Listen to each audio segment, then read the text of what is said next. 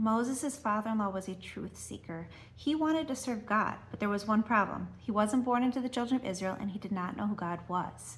Now, he was on this journey to truth, and he was actually on that journey before he even met Moses. By the time he met Moses, his family had already left the religion of the Midianites, of which he had actually been a priest. And that decision came with repercussions. His family was ostracized to the point that when his daughters went to water sheep at the well, the local shepherds chased them away. Now, despite having a son-in-law like Moses, Yisro was not ready to come to the God of Israel right away. He had to go on his own journey, and that journey spanned many years as he tried out all different forms of idolatry. When he'd finally realized that all forms of idolatry are false, and he'd heard about the miracles of the Exodus, Yisro went to visit Moses in the desert, and he learned Torah from his mouth.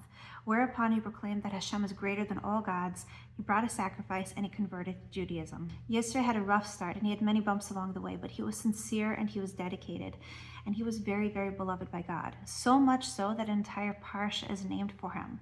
Moreover, his descendants are spoken about in glowing terms. You see, Yisro was inflamed with passion for God, and that passion passed on to his descendants. And in fact, his descendants are actually used as an example for the native-born Jews in Jeremiah chapter 35. The piety and self-sacrifice of one of the families amongst his descendants is used to illustrate to the native-born Jews how ashamed they should be with neglecting God's commandments. So Yisro left behind him a tremendous legacy, but it was not an easy journey. If you're a person who's been swimming through the falsehoods of this world, watching facades fall and losing faith in things that you once believed in, trying to tease out the strands of truth, know that it's not for naught. We are all on our own journey, and the goal is to discover and to cleave to our Creator. Now, there might be a lot of mud to wade through.